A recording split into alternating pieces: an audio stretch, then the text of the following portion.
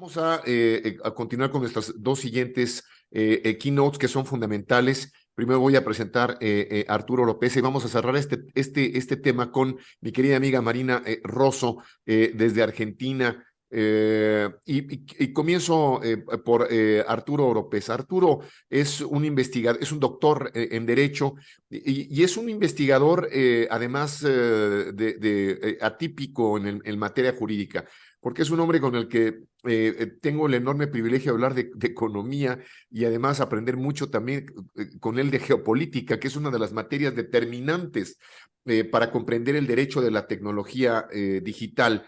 Él es un hombre audaz en términos de su investigación interdisciplinaria, transdisciplinaria, y me privilegia su amistad, y por lo cual me da mucho gusto presentarlo. Arturo, querido, la pantalla es tuya. Adelante. Gracias, estimado Jorge, gracias por la invitación a este primer importante Congreso Iberoamericano. Qué gusto que empecemos con esta nueva línea de convocatoria en este inicio de año y bajo una visión iberoamericana. No cabe duda que estos temas, como ya lo hemos oído a lo largo de la mañana, son tan ricos, ¿no? Tan poderosos que solamente el conjunto del conocimiento de la región, ¿sí? Puede desde luego hacer suma para poder estar a la altura del reto, ¿no? Así que felicito muchísimo, desde luego, tu invitación y tu iniciativa, así como desde luego de las instituciones que lo han hecho posible, como la Universidad Panamericana, la Universidad Externado de Colombia y desde luego al grupo excelente de PL Group. Bueno, a mí me convocan a darle un giro al análisis de esto desde un punto de vista de la política pública industrial digital.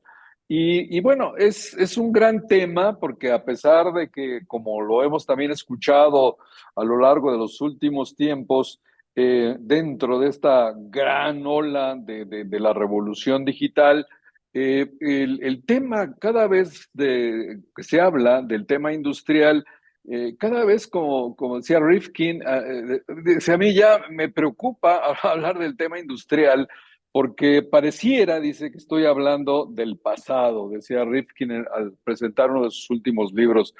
Y sin embargo, toda esa corriente de pensamiento que desde luego no viene de hoy, ¿no? Viene desde los 70 del siglo pasado, cuando el excelente libro de Bell sobre la política postindustrial y de la era postindustrial llevó a ese grave error histórico que hoy nos tiene ni más ni menos que frente a este gran antagonismo geopolítico entre China y Estados Unidos, ¿no? O sea, toda esa idea de que lo industrial en esa década, fundamentado en pensadores, en teóricos, filósofos, de que estábamos ya en la era de la inteligencia, pues llevó junto con la apertura china de 1978 a equivocar el camino como repito, a generar una situación como la que vivimos y enfrentamos al día de hoy. O sea, un crecimiento económico brutal, 95 veces el crecimiento económico de China, contra un crecimiento de 9 veces el crecimiento de Estados Unidos en alrededor del 78 al 18, que hoy tiene precisamente al mundo entero y a nosotros con él frente a este gran reto geopolítico. Y dentro de él, desde luego, y ahí como tú bien decías al inicio, el enorme reto digital, ¿no? Entonces, dentro de este gran enfoque de lo geopolítico, sí el tema digital, que no entra de una manera suave, que no llega a la sociedad global como simplemente una nueva etapa de continuación de nuestra cuarta revolución industrial, como una dialéctica de ese desarrollo de la ciencia y tecnología que se dispara con la primera revolución industrial del 2018. Digo, del siglo XVIII, perdón. Entonces, bueno, es un gran tema, está abierto, desde luego. Hay quien hoy, dentro del gran debate que tenemos sobre la política digital, dice que ya no hay que hacerle caso a la industria, y hay quienes pensamos que desde luego todavía, como pasa en ese gran debate entre las energías renovables contra las energías del petróleo y del gas, pues este desfase no es ni ha sido automático ni lo puede ser, y más bien será parte de un fenómeno gramsciano en el que seguirán las etapas sucediéndose unas a otras y aquellos que tengan la sensatez, la sensibilidad de irlas acompañando tanto en el declinamiento de una como en el surgimiento de otra, serán los que tengan las fórmulas más adecuadas. En el caso de México, por ejemplo, no obstante de todo este enorme discurso y preocupación que tenemos por lo digital, en materia de industria, y al hablar de México, al ponerlo en términos de Latinoamérica, como sabemos, pues es la industria manufacturera más importante. México manufactura el 50% o más de América Latina, y por lo tanto el ejemplo de México creo que puede ser interesante para los demás países latinoamericanos, pero en materia de digitalización, estamos apenas no, en un 30% de avance, o sea, tenemos un déficit en una digitalización decente del 70%. Y como país, no obstante de ser la economía número 15 del mundo, estamos en el nivel 50. Bueno, ahí hay algunos países que podrían estar en América Latina un poco mejor ubicados, pero en el grupo, en la idea general, en este gran volumen, la pregunta es, ¿de dónde estamos en esta gran materia de industria, digitalización, desarrollo industrial digital? ¿Sí? Hoy estamos mal posicionados y sobre todo estamos atrasados, ¿no?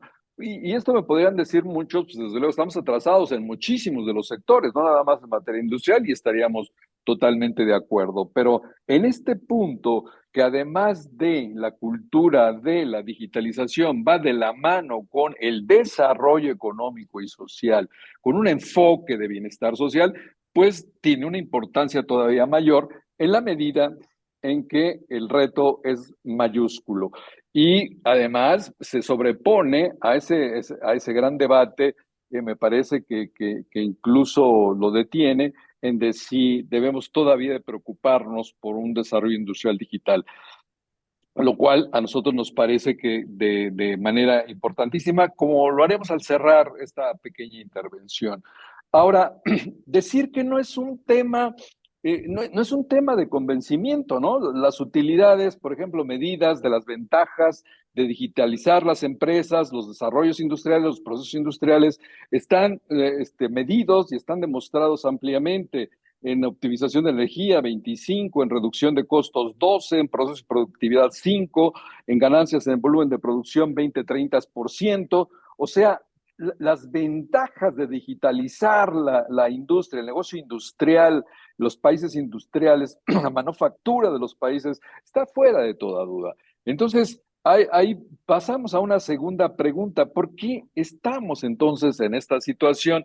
En una pregunta más estructural que nos lleve más allá, pues de la decisión que tiene cada grupo empresarial o cada negocio de decidir su avance o su inversión en este tema.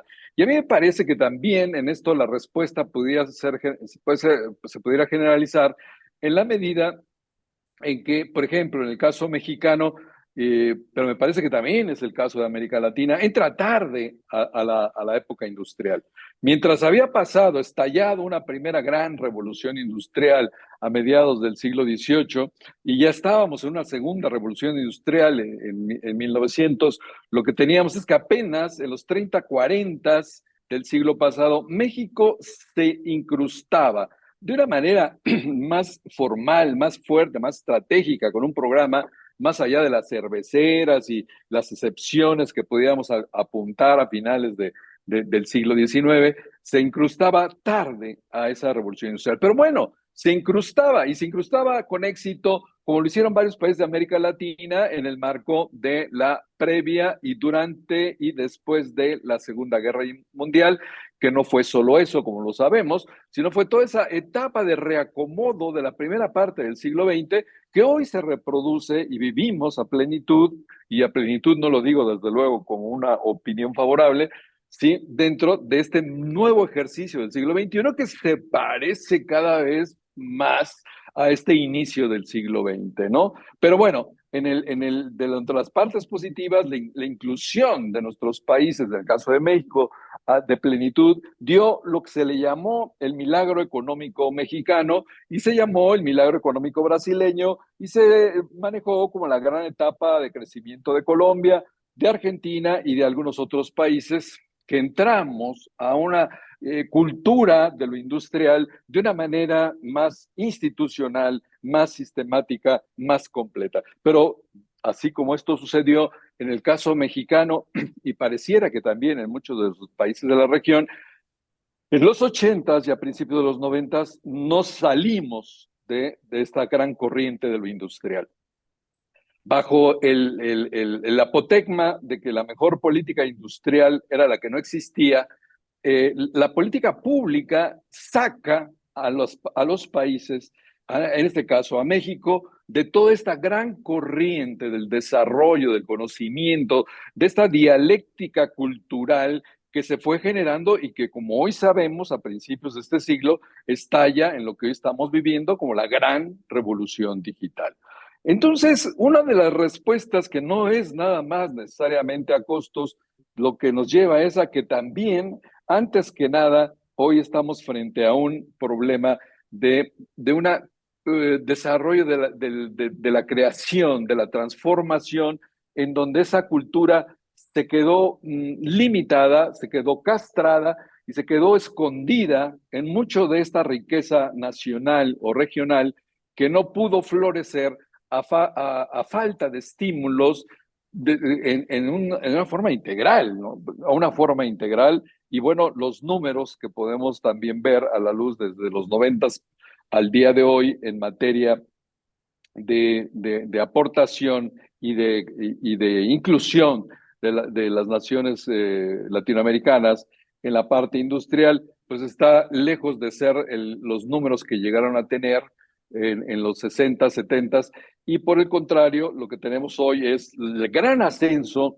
industrial, manufacturero de las grandes naciones asiáticas, empezando por China, desde luego, por Japón, Corea, toda el ASEAN y desde luego todo ese gran grupo que se ha hecho de un gran éxito económico basado sobre todo, en el desarrollo industrial manufacturero que representa de un 30 a un 40% del PIB de estas naciones, mientras que desde luego en el caso de América Latina, pero no solo de América Latina, también de Estados Unidos y también de Europa, se bajó a niveles verdaderamente del 8 al 10%, ¿sí? En una quiebre de un desarrollo importante. Esto es importante porque al hablar de esta la idea, ¿no? De cómo enfrentar desde una política pública el enfoque, el apoyo, el desarrollo de una política industrial digital, tendríamos que pasar enfrente de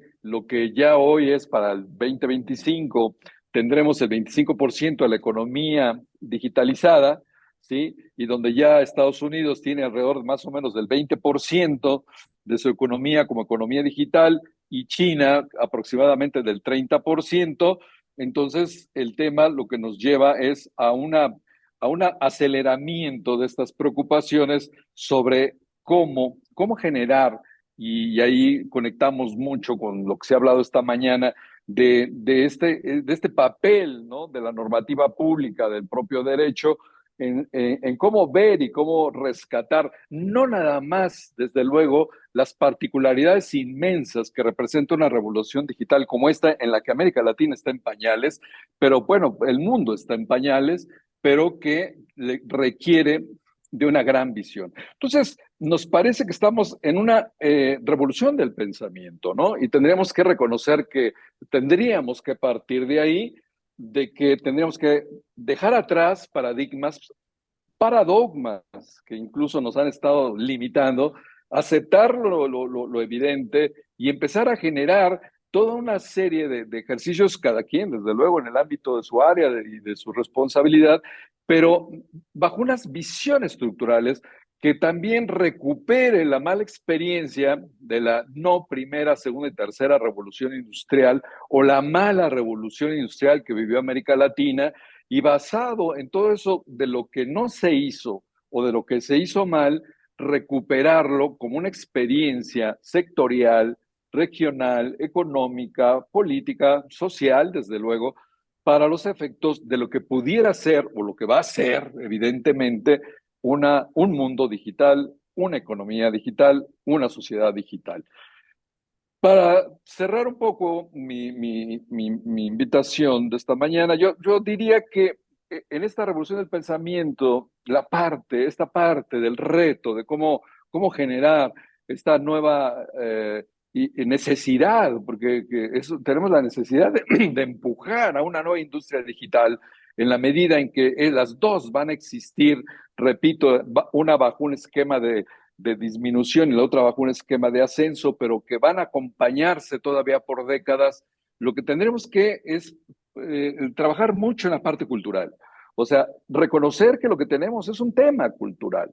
O sea, alrededor de nosotros se mide un problema de déficit cultural, de empresarios, de académicos, no digamos de alumnos, no digamos de funcionarios, que todavía incluso no aceptan las dimensiones de lo que estamos viviendo o quieren sobreponerse en ella, olvidándose de todo esto de donde venimos, ¿no? O sea, y esta es una cultura. Tenemos que trabajar sobre una cultura del quehacer económico donde se genere un clima de colaboración común. Desde luego, la actitud, o sea, también es una actitud frente a la competencia global, priorizando el interés nacional y la productividad. Desde luego, también es una interpretación del desarrollo. O sea, no es solamente es una conectividad, no solamente es un nuevo conocimiento técnico, es una interpretación del desarrollo, del no desarrollo posible del siglo XXI para acelerar su crecimiento y mejora social. Y definitivamente, sobre todo, me pareciera que en todos los países latinoamericanos, es una estrategia integral multidisciplinaria, ¿sí? En la cual, desde luego, partiendo del retraso con el que partimos, dado que en la revolución industrial, primera, segunda, tercera y cuarta, no hemos sido actores relevantes, ninguno de los países de América Latina, ni cultural, ni material, ni económicamente, tendríamos que partir de un esfuerzo conjunto y por eso me congratulo de que este esfuerzo sea regional, porque pues la suma de inquietudes me parece que es la mejor respuesta a estas necesidades, pero a nivel nacional tiene que partirse de un Estado que se comprometa con todos los actores económicos y desde luego buscando otra cosa que el bienestar social.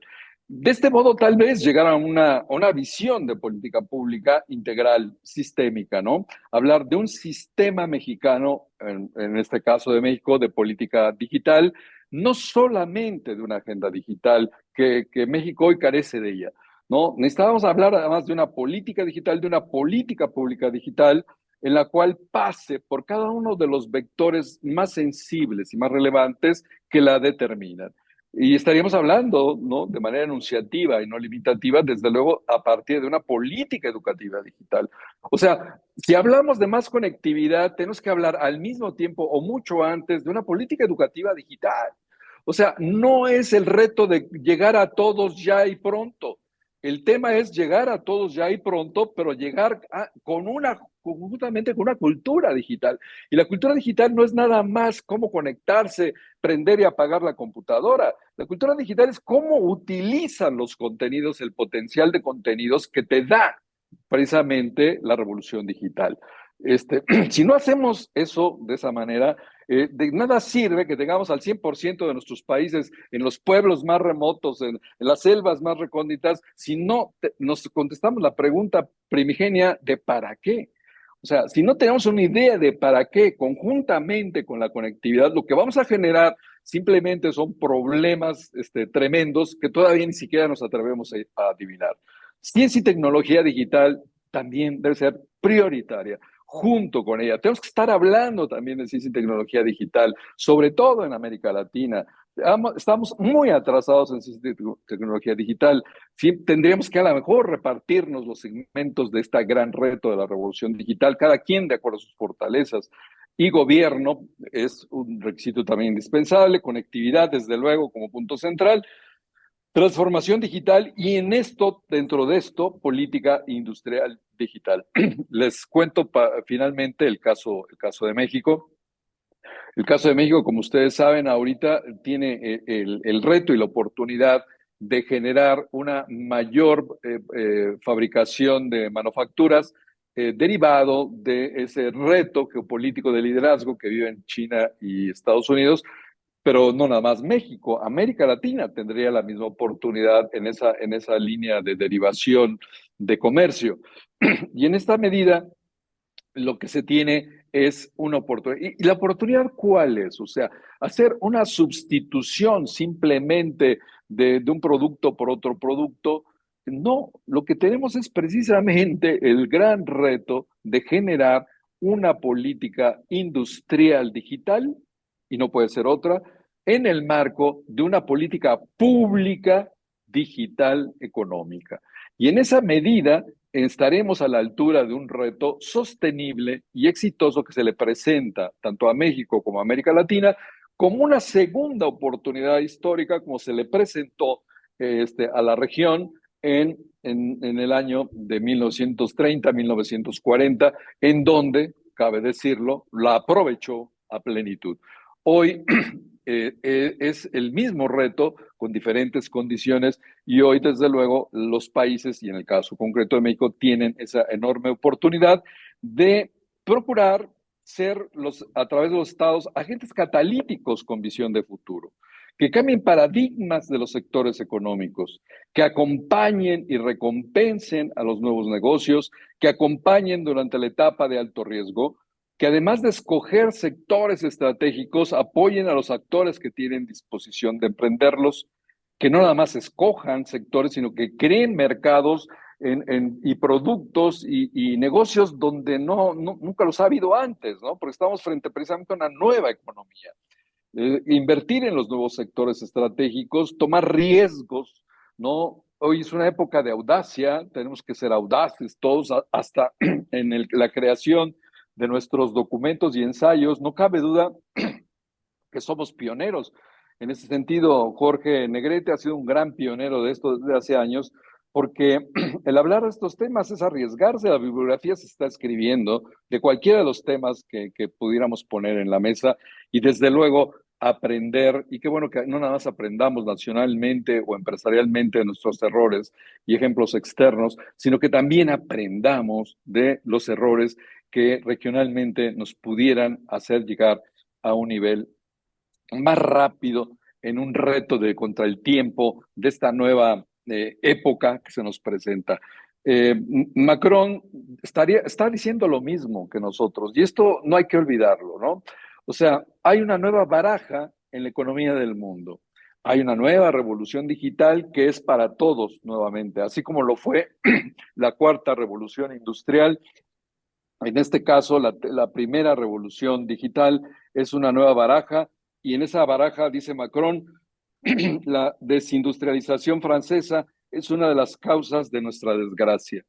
Biden, ustedes habrán escuchado ya en múltiples ocasiones, ese gran esfuerzo que está haciendo para invertir en todo lo que es el nuevo desarrollo industrial digital.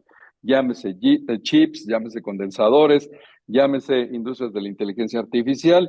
Dice, Estados Unidos debe mantener su posición como la nación más innovadora y productiva. Ya es hora de que invirtamos en trabajadores estadounidenses e innovación estadounidense. Otra vez, une industria y une innovación. Y no se diga China, ¿no?